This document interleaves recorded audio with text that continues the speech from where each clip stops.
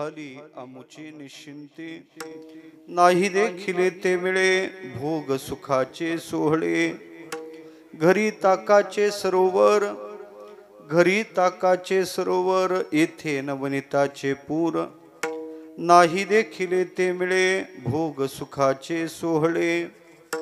तुका म्हणे आता, तुका म्हणे आता आम्ही नवजो दवडिता, नाही देखिले ते मिळे भोग सुखाचे सोहळे. पांडुरंगा करू प्रथम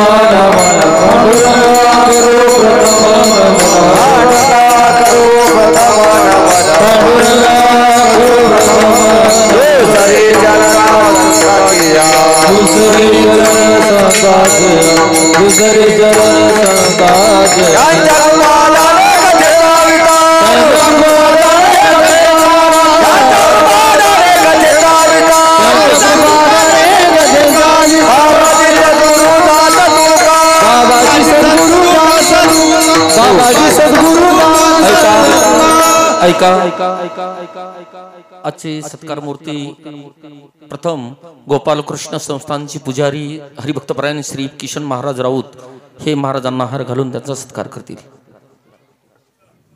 त्यानंतर आजचे कीर्तनाचे यजमान श्री इंद्रजीत नागोजी राऊत यांनी सुद्धा समोर यायचं आहे. कीर्तनाचे यजमान आणि आजचं अन्नदान महाप्रसादाचे पंक्तीचे यजमान श्री पवन दादारावजी पारत यांनी सुद्धा समोर यायचे.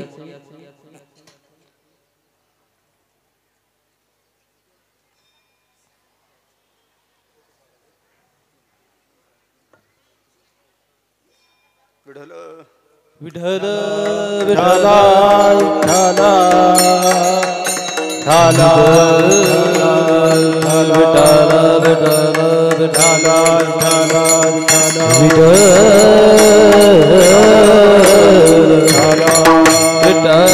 यानंतर श्री भीमरावजी महाराज लोणारकर यांचा सत्कार श्री किशन महाराज पुजारी हे त्यांचा सत्कार करतील असे त्यांना विनंती. भीमरावजी महाराज लोणारकर यांनी कृपया करून समोर यायचे. विठ्ठल विठ्ठल विठ्ठल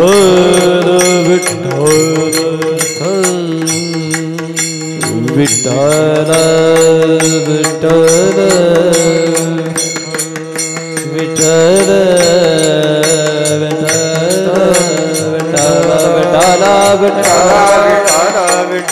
विठ्ठल विठ्ठल विठ्ठल विठ्ठल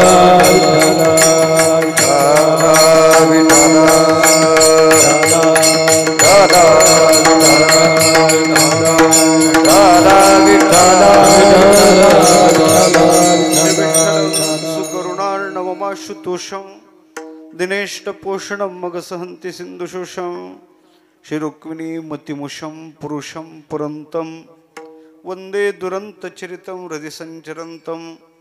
ज्ञानेशो भगवान् विष्णु निवृत्तिर्भगवान् हरः सोपानो भगवान् ब्रह्मा मुक्ताख्या ब्रह्मचित्कला. कथं यातोऽसि वैकुण्ठं मानवं देहमत्यजन् तुकाराम महासाधु कृपया ज्ञापयस्व मां. सम्पाद्य ज्ञानं च विधाय भक्तिं विलोकितो येन समाधिराजः वैराग्यवन्तं सुविचारयुक्तं नमामि जोगं शिरसा गुरुन्तं. विठ्ठल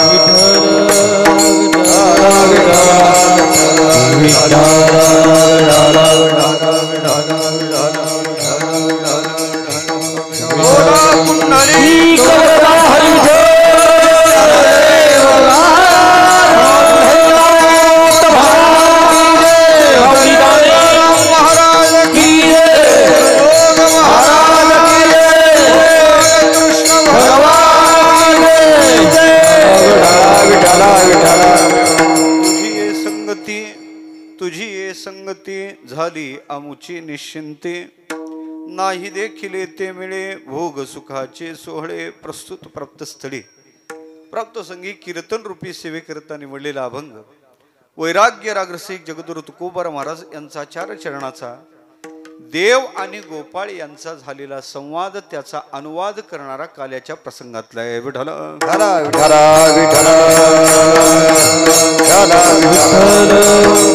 चिंतनाला आरंभ करण्यापूर्वी परिहार द्यायचा तो असा. भगवान परमात्म्याच्या कृपेनं संताच्या पदस्पर्शानं पुनीत झालेल्या काकडधाती नगरीत वैकुंठवाशी संत श्री तुकाराम बापू महाराज परांच्या वास्तव्यानं पुनीत झालेली ही नगरी. आणि मला वाटते बापूंनीच गोपालकृष्ण मंदिरात मूर्तीची प्रतिष्ठापना केली. संतांनी ज्या मूर्तीची स्थापना केली, मला वाटते मूर्ती ज्यावेळेस आपण प्रतिष्ठापित करतो त्यावेळेस तो महात्मा आपला तेज तिथं ठेवत असतो. जीवत्वम प्राणधारणात असं सूत्रच आहे. म्हणून ज्यावेळेस मूर्ती प्राण प्रतिष्ठा एखादा साधू करतो तर तिचं विशेष प्रकारचं तेज असते. म्हणून मूर्तीकडे पाहिल्यानंतर समाधान वाटते. या मूर्तीच्या प्राणप्रतिष्ठेला 50 वर्ष अर्थात सुवर्ण महोत्सव हे वर्ष आहे. मोठ्या आनंदात आपण 8 दिवस हा भक्ती उत्सव समस्त ग्रामस्थ मंडळ असतील एकत्रीकरणात मोठा भक्ती उत्सव झालेला आहे. भागवती कथेचं पान झालं, ज्ञानेश्वरी पारायण आणि संध्याकाळच्या सत्रात नामवंत कीर्तनकाराची कीर्तनं. गोड अशा प्रकारचं आयोजन आहे. आमचे हरिभक्तीपरायण आदरणीय भागवत महाराज, रमेश महाराज, लक्ष्मण महाराज, नामदेव महाराज, पंजाब महाराज, उत्तम महाराज, सूर्यभान काका, कैलास महाराज, संतोष महाराज, विठ्ठल महाराज, वामन महाराज, ईश्वर महाराज, बापूराव महाराज, मृदंगाची साथ करणारे रोहन महाराज, गोड ज्यांच्या उपस्थितीत हा भक्ती उत्सव ज्यांच्या नियोजनात चालू आहे. ज्ञानेश्वरीचं व्यासपीठ जे पाहतात आमचे भारत महाराज आणि देवाचे पुजारी आमचे किसन काका महाराज. गोड अशा प्रकारचा हा भक्ती उत्सव आज सांगतेकडे जात आहे. इथं येण्याच्या पाठीमागची भूमिका एकच आहे. आमचे आदरणीय राऊत साहेब आणि आदरणीय आमचे बबनरावजी गवळी अर्थात साहेबांच्यामुळं इथे येण्याचा योग आला. आज सांगतेचा दिवस आहे, काल्याचा दिवस आहे. विशेषत्वानं पाहायचं झालं तर आज कृष्णाच्या मूर्तीच्या प्राणप्रतिष्ठेचा उत्सव आणि त्याची सांगत आहे. काल्याचा आणि कृष्ण चरित्राचा कृष्णमूर्तीचा संबंध आहे. विशेषत्वानं पाहायचं झालं तर हा काला आज फक्त देवच देत नाही तर हा काला आज संत सुद्धा देतात. तुकाराम बापू महाराज झालेच नसते तर महाराज आज हा काला भेटला नसता. म्हणून आज देव आणि संत एकत्र येऊन आज हा काल्याचा प्रसाद आपल्याला भेटत आहे. विशेषत्वानं हा काला वारकरी संप्रदायात आहे. काय म्हणतील महाराज काला काय हो? काला म्हणजे दहीलाईत आहे. आमच्या घरी नाही दहीलाई, आमच्या घरी दहीलाई आहे देवा, पण दहीलाई एकत्र केली तर कालवा काल होते, काला होत नाही. काल्यातलं दही सामान्य नाही, काल्यातली लाही सामान्य नाही. काल्यातलं दही भेटलं फळ वेगळं आहे आणि काल्यातली लाही भेटली फळ वेगळं आहे. काय फळ आहे? काल्यातलं दही भेटलं आमच्या जीवनात आनंद प्राप्त होतो. मी बोलत नाही, निळोबाराचा अतिशय गोड अभंग आहे काल्यातला. निळोबारा सांगतात लाही आपला निळा मने शिराचा बुंद हाती लागता परमानंद. दही भेटलं तर परमानंदाचा लाभ आहे आणि काल्यातली लाही भेटली तर आपल्या जीवनातल्या दुःखाचं क्षालन आहे. पण लाही शीत लागता हाती दोष देखून त्या पळते. म्हणून देवा काला सामान्य नाही. तुम्ही उत्तरेत गेले तर लीला आहे आणि महाराष्ट्रात आले तर वारकऱ्यात काला आहे. विठ्ठल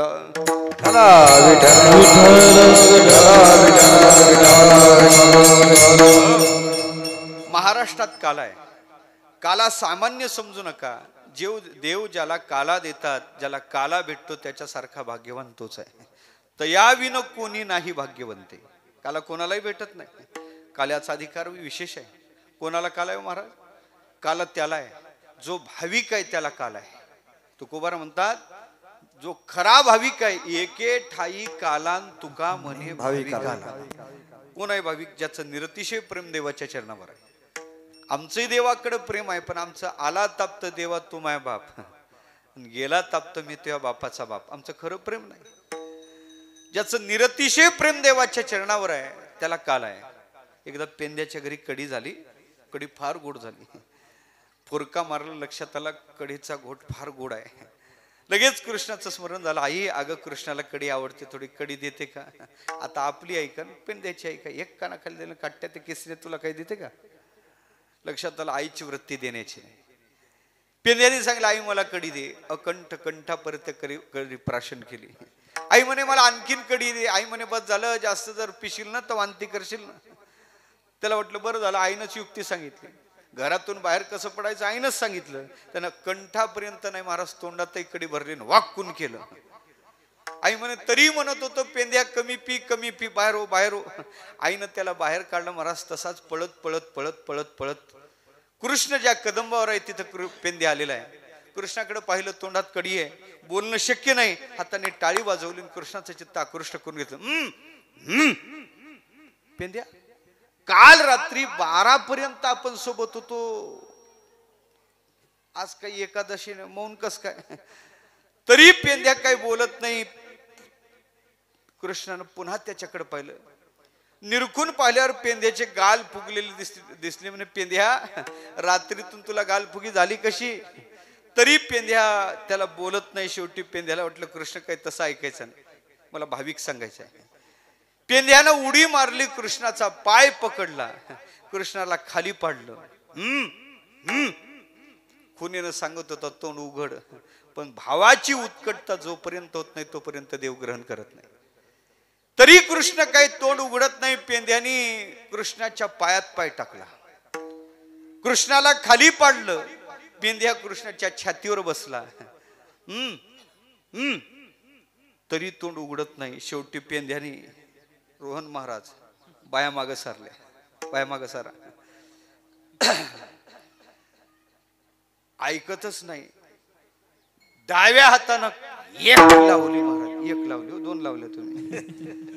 एक लावल्या बरोबर त्याने तोंड उघडणं. अरे पेंद्या झालं काय काम? मला मारामारी करतो, झालं काय? तरी कृष्ण तोंड उघडत नाही. पुन्हा उजवा हात बाजूला घेतला आणि एक कानाखाली जशी टाकली ना, तरी तोंड उघडत नाही. शेवटी पेंद्याने आपला हात कृष्णाच्या तोंडात टाकला. डाव्या हातानं खालचा जबडा आणि उजव्या हातानं वरचा जबडा मोकळा केला आणि तोंडात आणलेली कढी कृष्णाच्या तोंडात सोडणं चालू केलं. ऐका देवा, कृष्ण मटा मटा मटा मटा कढी खातो. नाही नाही, असे वगळ गेले कढी सोडता सोडता. जशी गाय वासराला चाटते, कृष्णाने पेंद्याचा चेहरा पकडला आणि कृष्ण पेंद्याचा चेहरा चाटू लागला. मी तुम्हाला विचारतो, पेंद्या कोणतं पेस्ट वापरत असलो? आमचे तुकोबार म्हणतात ते गवळ्याची पोरं काय चांगली होती.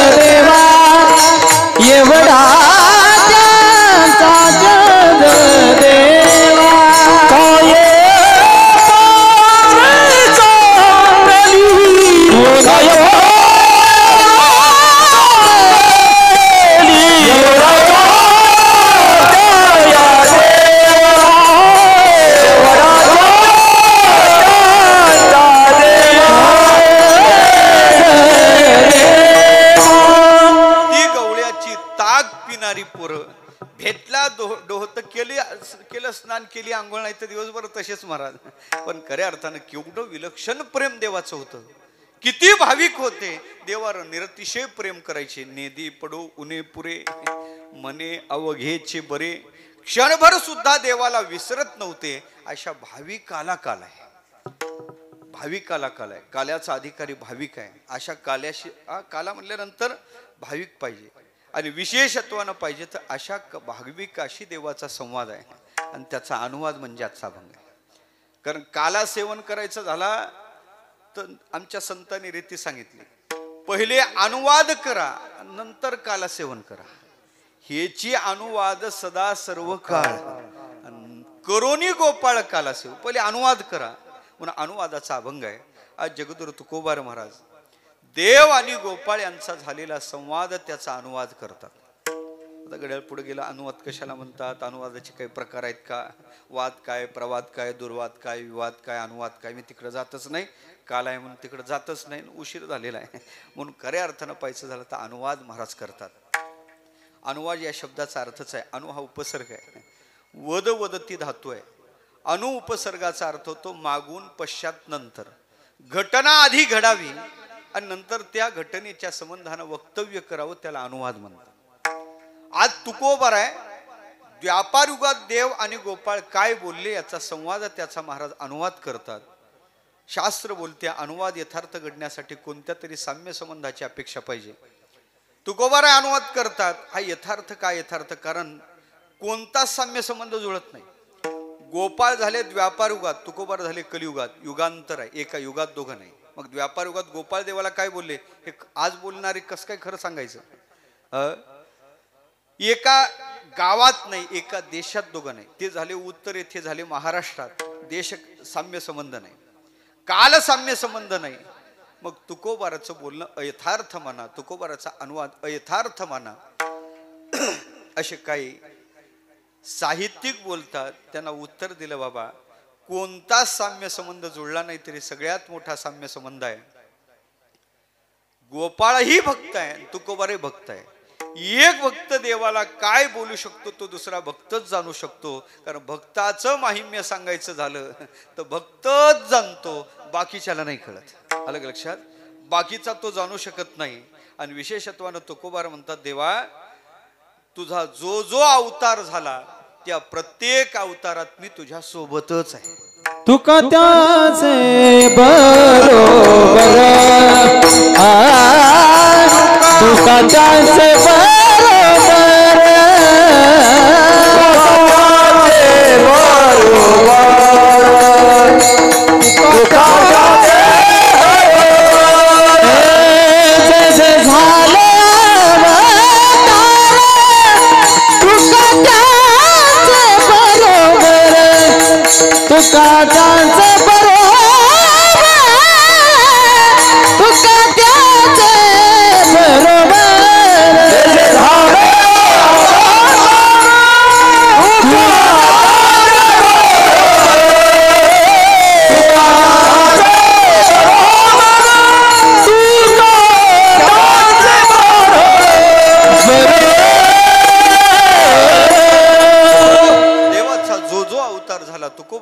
देवा प्रत्येक अवतारात आम्ही सोबत आहोत.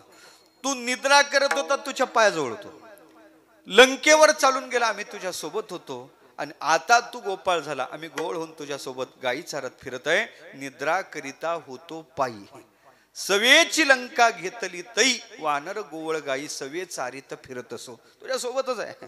पण कृतयुगात होते तुकोबार आहे, त्रेतायुगात होते, व्यापार युगात होते आणि कलियुगात तो अवतार आहेच. कृतयुगात होते हो. कशावर म्हणता तुम्ही? तुकोबारा सांगतात म्हणून म्हणतो. तुकोबारा एक प्रसंग कृतयुगातल्या सांगतात. शुकदेवाचा अवतार झाला, ते ब्राह्मणाचं पोर जन्माला आलं, नागवच पळू लागलं. पाठोपाठी व्यास धावतात, बाळा थांब शुका, थांब शुका थांब. वृक्षातून प्रतिशब्द येतो, ओकार वृक्ष देतात, तरोभी नेदू वृक्ष ओकार देतात. आत्मभाव व्यापक झाला. एका सरोवराजवळ जातात, स्त्रिया स्नान करतात. लज्जित झाल्या नाही व्यास शुकाला पाहून. व्यासांना पाहिलं, लज्जित झाल्या. व्यास थांबले, विचारलं, का ग तुमच्यापासून माझा तरणा मुलगा गेला, तुम्ही लाजल्या नाही. मला पाहून लाजण्याचं कारण काय? मी तर तुमच्या पंजोबासारखा शोभतो. त्याने उत्तर दिलं, हेच कारण आहे. ते थांबले नाही, तुम्ही थांबले. ते देहस्मृतीवर नाही आणि तुमच्या ठिकाणी देहभाव आहे. हे ऐकल्याबरोबर लक्षात आलं, आपल्या बापापेक्षा आपला अधिकार मोठा आहे.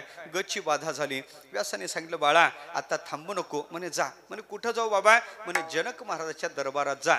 जनकाच्या दरबारात शुकाला पाठवलं. शुक जनक अभिमान लागे शुकाजिया पाठी, अभिमान लागे शुकाजिया पाठी, अभिमान सुखाजिया पाठी, अभिमान सुखाजिया पाठी. व्यासे उपराठ दृष्टी केली, व्यासे उपराठ दृष्टी केली, अभिमान पाठविला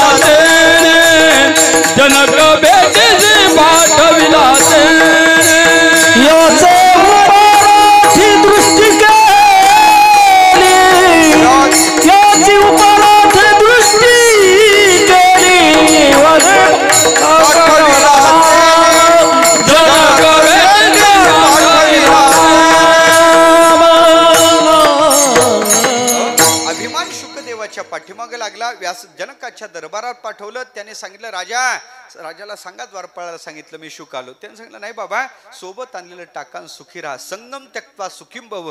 निरोप आला. मी काय आणलं? अंगावर करुगडाय नाही, मी असाच आलो, मी निसंग आहे, अपेत वस्त्र आहे, आणि मला काय निरोप पाठवला? संगम त्यक्त्वा सुखीम भव. बरं वाटलं नाही. पुन्हा निरोप पाठवला. पुन्हा राजाकडून तोच निरोप आला, सोबत आणलेलं टाका आणि सुखी राहा, संगम त्यक्त्वा सुखीम भव. निरोप आल्यावर त्याने विचार केला, अरे मी अहम सोबत आणला, आणि मग केवलीय भावात निरोप पाठवला. जनक आलेत. जनकाने शुकाला मेरू शिखरावर पाठवलं. हा सगळा प्रसंग कृतयुगातला आहे. मेरू शिखरावर शुकदेव गेले. तिथं जाऊन त्यांनी समाधीचा अभ्यास केला. हा सगळा प्रसंग तुकोबारा गाथ्यात सांगतात. तुकोबाराला विचारलं, हा कशाहून सांगता? ऐकिवात्व आहे म्हणून? नाही. पुराण वाचून सांगता? म्हणे नाही. मग सांगता कशाहून? तुकोबारा म्हणतात, बाबा तो अभिमान शुकदेवाच्या पाठीमागं लागला आणि जनकाच्या दरबारात त्याला पाठवण्यात आलं. ते अभिमानानं खोटं करून जनकाने दाखवलं. मेरू शिखरावर शुक गेला आणि तिथं त्यानं समाधीचा अभ्यास केला. हे सगळं घडलं. कधी घडलं? मी तिथं होतो तिथं. तुकोबारा म्हणतात, जावो निया तेने साधिली समाधी, आणि तुका म्हणे तदी होतो आम्ही. याचा अर्थ असा आहे, तुकोबारा कृतयुगात होते, तुकोबारा त्रेतायुगात अंगदाच्या रूपानं होते. आणि त्याच्याही पुढे सांगायचं झालं तो काल्याचा प्रसंग आहे. काल्याच्या प्रसंगातला अनुवाद आहे. मग व्यापारात तुकोबारा होते का? होते. काय म्हणतात तुकोबारा आहे, त्या नंदाला बाळ झालं. एकदाच नंदाच्या घरात दाटी झाली. एवढ्या महिला आल्या, ते बाळ कोणावर गेलं ते पाहण्यासाठी आल्या. आणि झालं असं, एवढ्या पूर्वीचे घरं, मोठ्या भिंती, झरोके छोटेसे, एवढ्या आल्यामुळं तिथं ते कार्बन डायऑक्साईड वाढला आणि ऑक्सिजन कमी झाला. ते बाळ गुदमरलं. यशोदा गुदमरली. तुकोबाराला विचारलं, मग तुम्ही काय केलं? म्हणजे सगळ्याला बाहेर काढायचं आणि एकीला आत सोडायचं काम मी तिथे केलं. एकी आडोनी दुसरी तुका तेथे वारी. म्हणजे पहिलं बारी लावण्याचं काम तुकोबाराने केलं. म्हणजे द्व्यापार युगात तुकोबारा होतेच. आणि कोण होते? तर गोपाळच होते. मग द्व्यापार युगात गोपाळ देवाला काय बोलले हे तुकोबारा सांगत असतील तर ते अयथार्थ घडणार नाही, ते यथार्थच आहे. विठ्ठल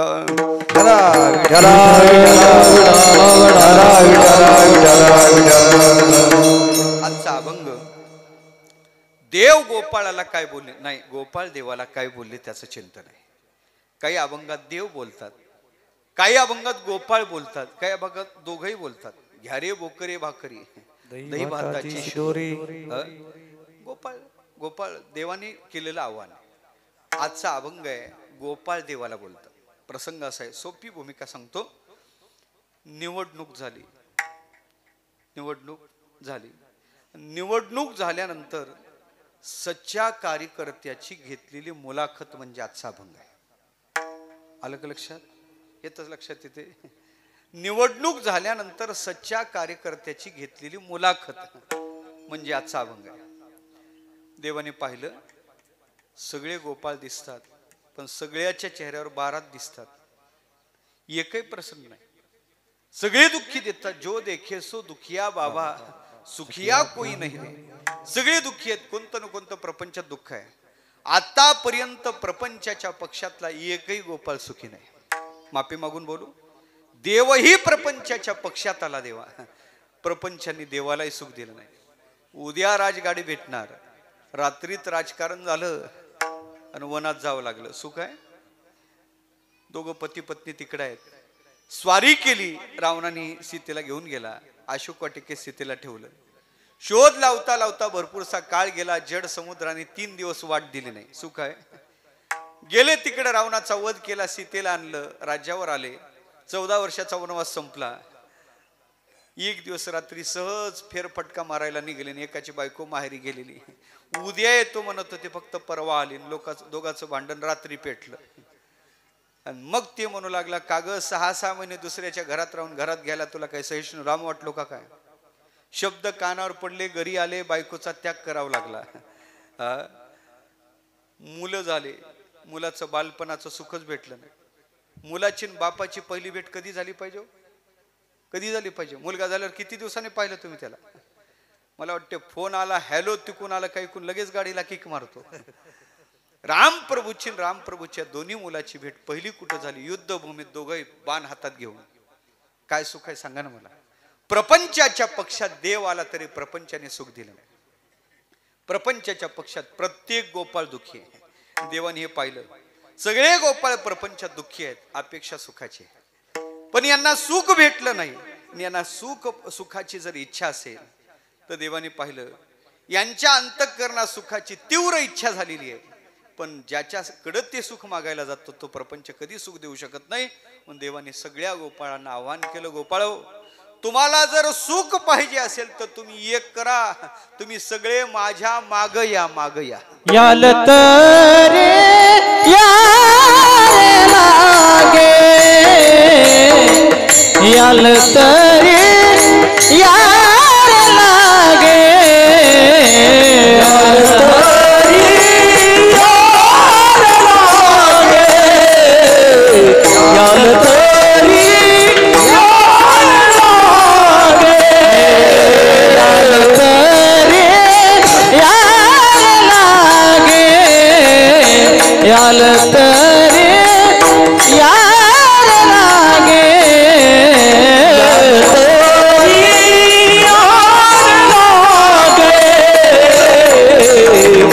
याल तरी यार लागे.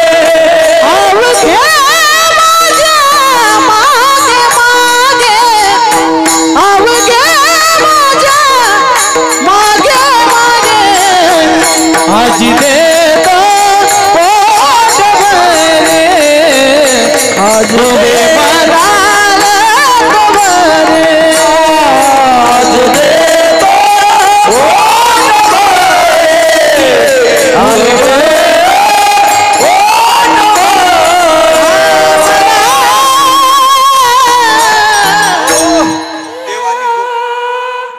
देवानी गोपाळांना आवाहन केलं, गोपाळो, तुम्हाला खरं सुख पाहिजे असेल तर एक करा, तुम्ही माझ्या मागे या. आवाहन केलं देवाने. गोपाळांनी विचारलं, देवा, आम्ही तुझ्या पक्षात आलो, करशील काय? म्हणे, आजी देतो पोटभरी, आश्वासन दिलं. म्हणजे पुरे म्हणाल तोवरी, तुम्ही जोपर्यंत पुरं म्हणणार नाही तेवढं मी तुम्हाला देतो. म्हणे, देवा, मग तुझ्या पक्षाचे काही नियम आहेत का? मग नियमाशिवाय थोडी पक्ष असतो. मग नेमके तुझ्या पक्षाचे नियम काय? मग नियम काय म्हणल्यानंतर देवाने सांगितलं, हळूहळू चला आणि कोणी कोणाशी न बोला. हे पक्षाचे नियम आहे. म्हणजे हळूहळू चला. मग तुम्ही म्हणाल, माझा आणि त्याचा पक्ष प्रवेश एकाच दिवशी झाला, त्याला दिलं आणि मला का नाही? कोणी कोणाशी न बोला. हे पक्षात कुरगोडीचं राजकारण काही कामाचं नाही. नियम सांगितले. गोपाळांनी नियम लक्षात घेतल्यानंतर देवाला विचारलं, देवा, ते मागच्या पक्षाचं करायचं काय? नने त्याने सांगितलं, तुका म्हणे सांडा घाटे, त्याच्या काडीमोड घ्या, त्याचा संबंध सोडा आणि त्याच्या संगतीत तुम्ही जाऊ नका. गोपाळाने देवाचं आव्हान लक्षात घेतलं, आश्वासन लक्षात घेतलं, नियम लक्षात घेतले आणि गोपाळांनी प्रपंचाचा संग सोडला. तुका म्हणे त्याचा संग नव्हे भला आणि शोधित विठ्ठला जाऊ आता. त्या प्रपंचाचा संग गोपाळाने टाकला आणि सगळे गोपाळ देवाच्या संगतीत आले. आतापर्यंत प्रत्येकाच्या चेहऱ्यावर 12च वाजलेले दिसायचे. आता देवाच्या संगतीत आलेले गोपाळ अतिशय आनंदित आहे, प्रफुल्लित आहेत. टवटवीत चेहरे देवाने पाहिले. सगळे गोपाळ देवाजवळ बागडतात काय, उड्या मारतात काय, हाका आरोळिया गीत वाद्य सुख सोहळे, जाय ते न कळे किंवा रजनी दिवस, असे त्यांचे दिवस निघून जाऊ लागले. देवाने सगळ्या गोपाळांना एक दिवस प्रसन्न पाहिलं. देव गोपाळांच्या जवळ आले आणि गोपाळांना विचारलं, गोपाळ हो, इतके दिवस तुम्ही तिकडं होते? म्हणे, देवा, तिकडं विचारताच का? अहो, तिकडे किती दुःख भोगलं काय सांगायचं. बहुता संगती बहु पावलो फजिते, भले केले नंद बाळे मागिलाचे तोंड काळे. बरं झालं म्हणे देवा, आम्हाला त्याचं स्वरूप लक्षात आणून दिलं, आम्ही त्याला सोडलं. आणि गोपाळ हो, मग त्याला सोडून तुम्ही माझ्याकडे आले. माझ्याकडे आल्यानंतर तुम्हाला काही अनुभूती आली का? अनुभूती आली. मग का हे विचारल्याबरोबर गोपाळ सांगितलं, देवा, तुझ्या संगतीत त्या ज्या दिवसापासून आलो ना, त्या दिवसापासून आम्ही निश्चिंत झाले आमोचे निशंते, झाले आमोचे निशंते, झाले आमोचे निशंते, झाले आमोचे निशंते, तुझे संगाते, तुझे संगाते,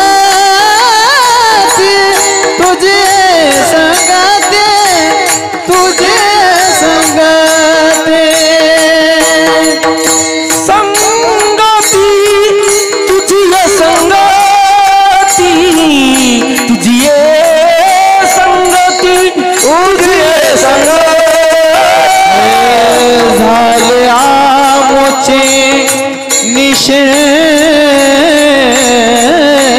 झाल्या मुचे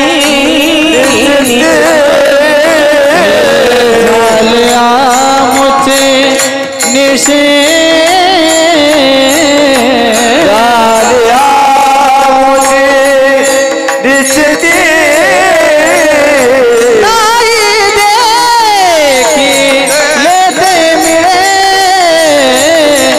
नाही देखिले ते मिळे नाही देखिले ते मिळे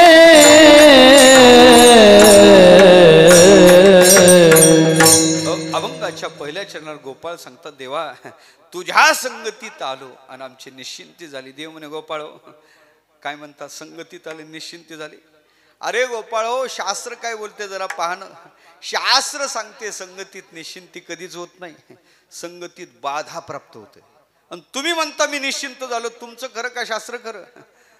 शास्त्र बोलते संगी ही बाध्यते लोके निसंगे सुखमश्नुते येन संग परित्यज्य सर्वदा सुखमिच्छता. ज्याला सुखाची इच्छा आहे त्यांनी संग सोडला पाहिजे. तुम्ही म्हणता मला निश्चिंती प्राप्त झाली, शास्त्र सांगते संघात बाधा होते. शास्त्राचं खरं का तुमचं खरं? म्हणे, देवा खरं सांगू का, तुझा शास्त्राचा अभ्यास जरा कच्चा दिसतो बरं का. म्हणे, म्हणायचं काय? म्हणे, देवा संघातच निश्चिंती आहे आणि संघातच बाधा आहे. म्हणजे गोपाळ म्हणजे काय? म्हणे, देवा एक संघ निश्चिंत करतो आणि एक संघ बाधा देतो. म्हणजे म्हणे, देवा काही संघाचे प्रकार आहे. एक संघ आहे दुःसंग, एक संघ आहे विसंग आणि एक संघ आहे सत्संग. देवा ज्या संघात बाधा शास्त्र सांगते तो दुःसंग आहे, तो कधीच घडू नये. दुःसंग सर्वथैव त्याच्या, म्हणजे कधीच कधीच घडू नये. अहो दुर्जनाचा संघ लांब राहिला, दुर्जनाचं दूरदर्शनही नाही. दुरून दर्शन झालं तरी अधपात होते. प्रसंग सांगेल तुम्हाला, भागवत ऐकून आलात आपण. 6 स्कंदात आजामेळ आख्यान आलंय. कोण आजामेळ? अग्निहोत्री ब्राह्मण आहे. अग्निहोत्रासाठी समिधा गोळा करण्यासाठी अरण्यात पोहोचला. समिधा गोळा केला, शॉर्टकट मधल्या मार्गाने घरी निघाला. काही वाईट पुरुष वाईट स्त्रीशी वाईट वर्तन करतेस पाहिलं. घरी आला, अग्निहोत्राला बसणार, पण तेच दृश्य पुन्हा पुन्हा आठवू लागलं. जीवन पतीत करून घेतलं. पूज्य डोंगरे महाराज फार गोड बोलायचे. महाराज सांगायचे, दृष्टि से मन बिगड़ता है, मन से तन बिगड़ता है और तन से सब कुछ बिगड़ता है, इसलिए अपनी दृष्टि सुधारो विठल. तेव्हा डोळ्यांनी असं पाहावं जेणेकरून हृदय पवित्र राहील आणि असं खावं जेणेकरून पोट चांगलं राहील. पाहायचे भान नाही, खाण्याचंही भान नाही. आलं लक्षात? ह्या 2 गोष्टी सांभाळल्या पाहिजे.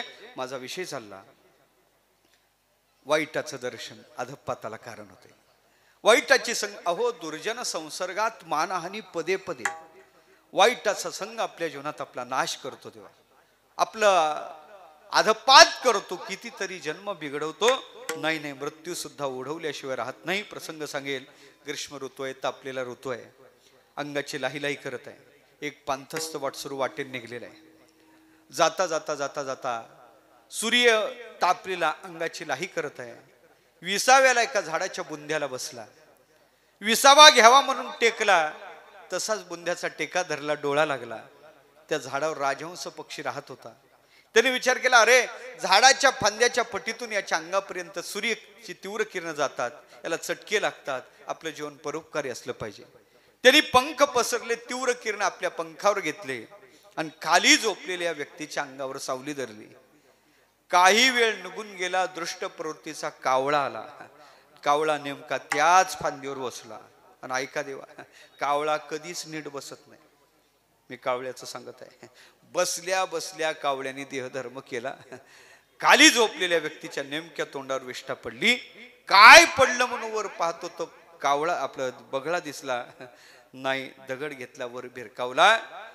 कावळा लगेच उडाला. राजहंसाने पंख पसरले. जवळ येता येता येता भिर करत दगड आला.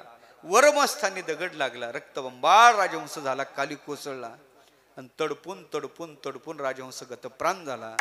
माझा प्रश्न तुम्हाला आहे, राजहंसाने कोणता गुन्हा केला त्याला मरावं लागलं? राजहंस मेला का? दुसऱ्यावर सावली धरणं गुन्हा आहे? परोपकार करणं गुन्हा आहे? नाही. मग राजहंस मेला का? त्याचं उत्तर आहे का क्षणभर वाईटाचा समागम. संगती करावी सदा सज्जनाची, संगती करावी सदा सज्जनाची,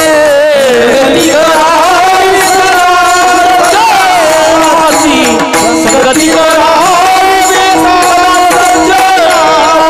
सावली नसावी कदा दुर्जनाची, सावली नसावी कदा दुर्जनाची, सावली नसावी कदा दुर्जनाची, संगती करावी सदा सज्जनाची, संगती करावी सदा सज्जनाची.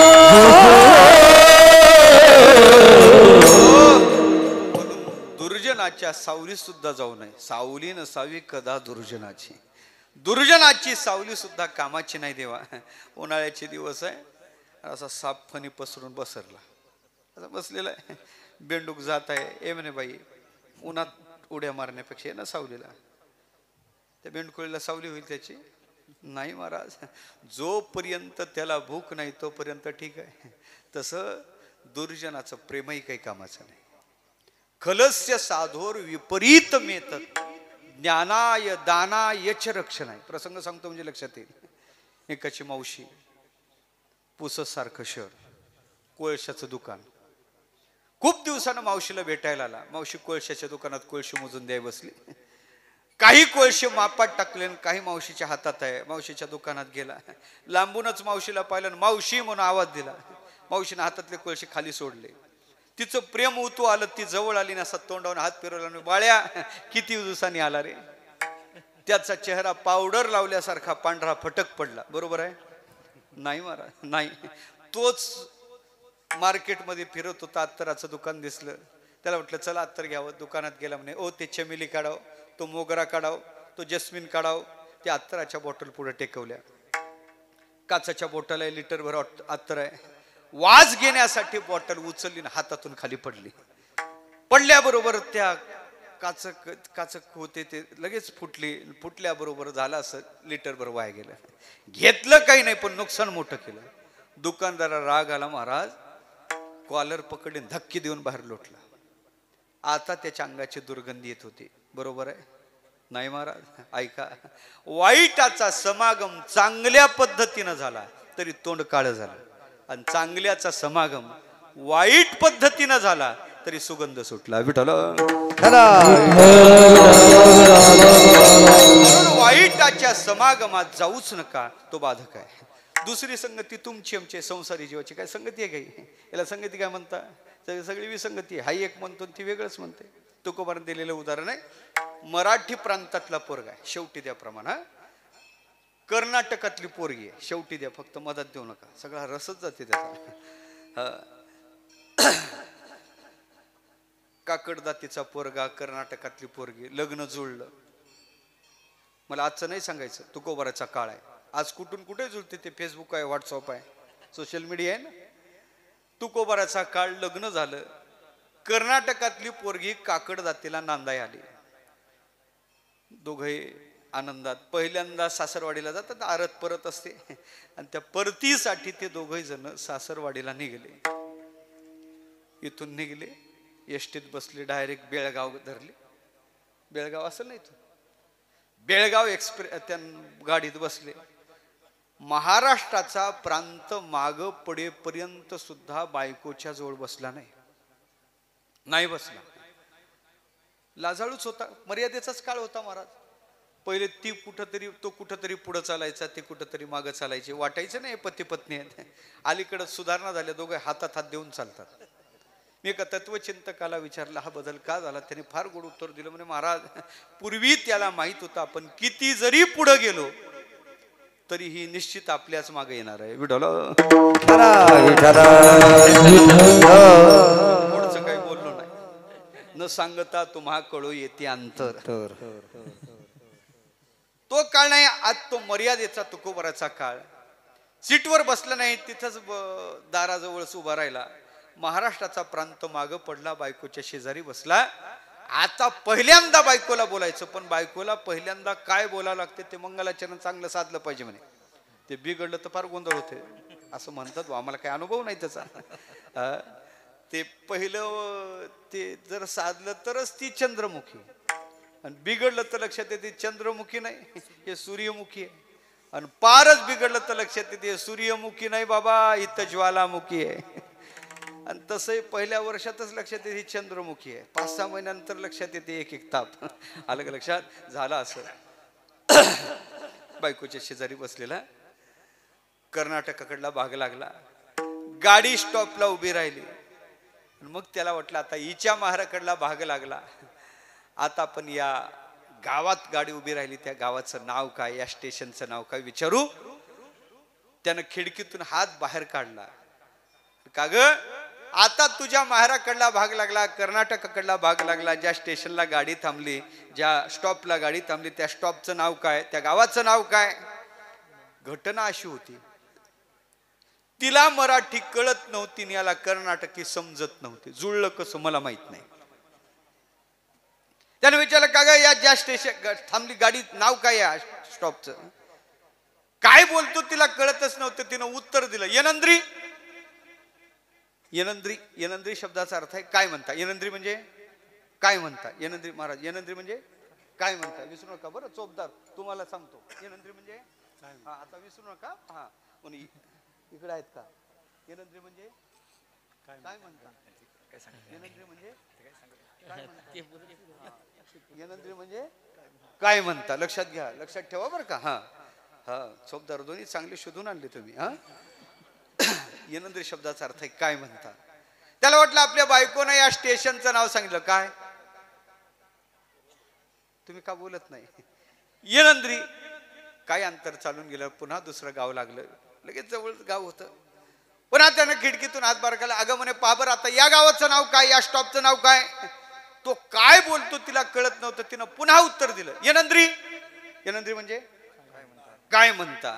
ती म्हणत होती काय म्हणता. त्याला वाटलं मागही येनंद्री ना आता येनंद्री. त्यानं विचार केला मागची खुर्द असेल तर ही बुद्रुक असली पाहिजे, आणि ती बुद्रुक असेल तर ही खुर्द असली पाहिजे. पुन्हा प्रवास चालू झाला. पुन्हा तिसरं स्टेशन लागलं. पुन्हा खिडकीतून हात बाहेर काढला. अगं पहा बरं, आता सांग बरं, आता या स्टॉपचं नाव काय. तिनं पुन्हा उत्तर दिलं. काय दिलं चोपदार, तुम्ही होते का गाडी. तिनं पुन्हा उत्तर दिलं येनंद्री. ती म्हणे हिच्या महाराकडे काय एकाच नावाचे गाव आहेत का काय. त्यानं पुन्हा चौथं स्टेशन येऊ दिलं. पुन्हा त्यानं खिडकीतून हात बाहेर. अगं पहा बरं, आता सांग बरं या स्टेशनचं नाव काय. तिनं पुन्हा उत्तर दिलं. काय चालू द्या संध्याकाळपर्यंत, तुम्हाला काय मला संध्याकाळपर्यंत काही कीर्तन नाही. संध्याकाळी 9 वाजता. आलं लक्षात. म्हणून खऱ्या अर्थानं पाहायचं झालं, आता मात्र महाराज त्याची तळपाची आग मस्तकात गेली. बाई अशी मागं सारली. आता तुमची परीक्षा आहे. अशी बाई मागं सारली. पुढचं स्टेशन येऊ दिलं.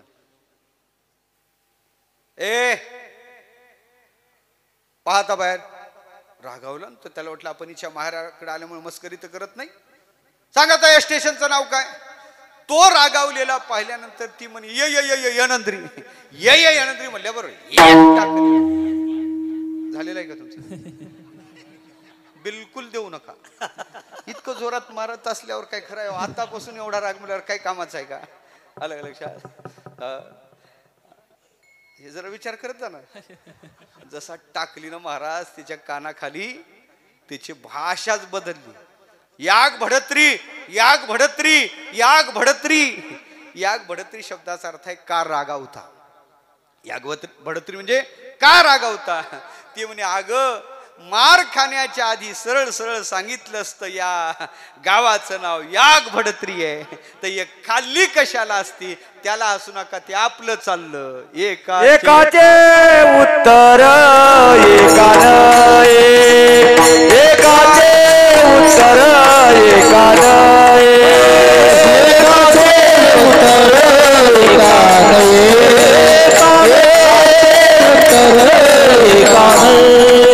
कानडीन केला मराठा प्रतार. एकाचे उत्तर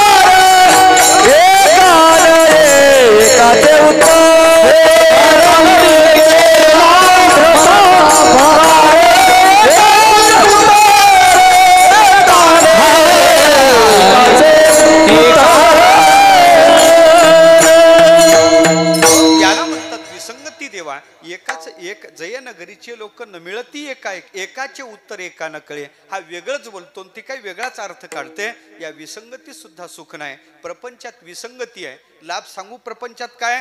मरती मेले नेनो किती हाची लाभ तयाची संगती. म्हणून खऱ्या अर्थानं पाहायचं झालं प्रपंचात विसंगती आहे. तुकोबारा म्हणतात देवा आम्ही दुःसंग पाहिला नाही, आम्ही विसंगात गेलो नाही, सुखरूप परमात्म्या तुझा संग केला आणि त्याचा परिणाम जर आमच्या जीवनात काय झाला असेल तर आम्ही निश्चिंत झालो. जीवन निश्चिंत होण्यासाठी निश्चिंत होण्यासाठी काही गोष्टीची आवश्यकता आहे. जीवाला चिंता दोन गोष्टीची आहे. कोणकोणत्या गोष्टीची चिंता आहे? एक पोटाची चिंता आहे आणि दुसरं आहे लोकांनी आपल्याला मानावं याची चिंता आहे. या दोनच चिंता जगाच्या जीवाच्या पाठीमागं विशेषत्वानं लागलेली आहेत. आणि खरं सांगू देवा तुझ्या संगतीत आल्यावर निश्चिंत होण्याचं कारण आहे तुझ्या संगतीत या दोन्ही चिंता नाही. कारण तुझ्या संगतीत आतापर्यंत नाही पाहिलेले भोग आणि त्या भोगाच्या जोडीला सोहळा हे दोन्ही सुद्धा आम्हाला प्राप्त झालं. अभंगाचं दुसरं चरण.